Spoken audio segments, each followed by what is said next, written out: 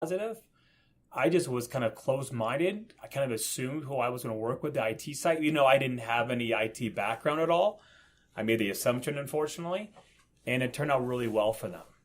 But one thing that kind of stuck out during my tenure in corporate was a lack of follow-up, which sales 101, follow-up, right? So a company posts an ad, you call the first week, you never call again. That is just mistake after mistake that happens all the time with recruiters.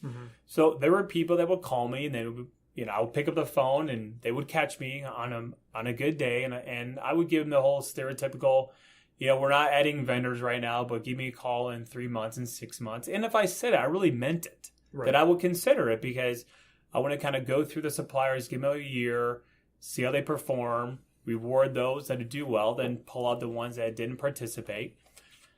But no one would call me back ever. They would not call me back. It was unbelievable. So maybe because they were some of the people who were in sales, and they just kind of, maybe it was turnover. Maybe it was turnover. They're gone. Yeah, they never followed up with me. So when I came back to accounting principles, I told my sales team, guys, this is one thing that I learned at corporate recruiting was, and it's really basic. You call once, they're not going to call you back. You email them twice, they're not going to email you back. It's just that it's the grind of the business that eventually you catch them on a good day, and that's often how you win. Or they appreciate that you want their business, and they said, okay, I was working with your biggest competitor. Today's a bad day. I could tell you really want my business. Now pitch me. And it's worked for us. It really, really has worked for us. And it's so simple follow. It's like, yeah, Andy, you're kind of seeing the obvious. But people would never call me back after I told them to call me. And I was genuine about it too. Yeah. That happens with me though. I mean, I literally will set, I'll take someone's word for it. They say, call me in the beginning of Q4. Call me in 30 days. Call me, hey, you want to get lunch? Well, I'm not going to be eating lunch, or I've got a lunch every, which is BS, by the way, but I'm not going to be ready for 3 weeks, 4 weeks, or something like that, because I've got my meals planned.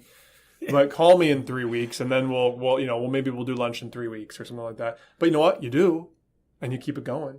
And you know what?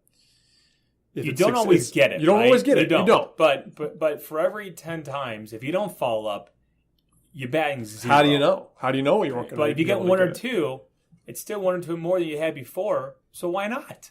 There's a select number of people you can call or email, whoever you want to reach out to them. Do what they tell you to do. Yeah. Until they say, you're being annoying, stop it. If you are a salesperson or a recruiter or salesperson, whatever, and you establish a client relationship or a contract with every single company that you have ever called, you need to write a book right now.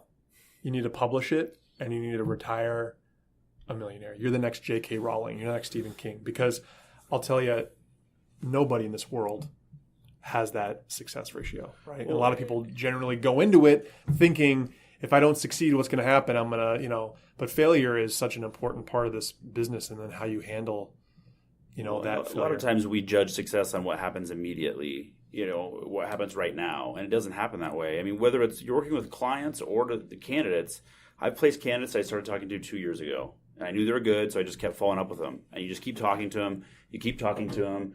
And then you finally place somebody. And it's the same with clients.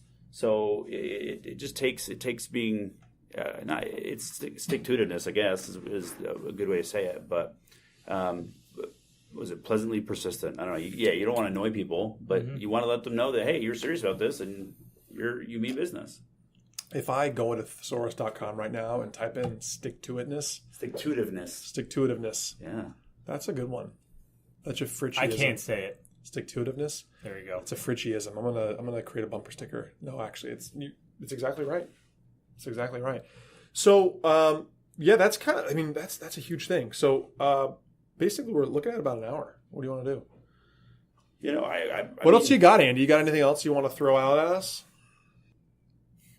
The man, the myth, the legend coming in here. What's really funny with Andy and I, when I saw him, because we're in the same building, is a similarity between the two of us is we are always on the phone. Like we have our headsets on, we have our Apple phones, we have our iPhones, and we have the same headsets, these white headsets. And it looks like we're listening to music, but we're actually usually talking to somebody. And it looks like you're talking to I'm yourself. listening to music. You're talking on the phone. You're I'm singing along to the music. Yes, I'm singing Yeah. to the...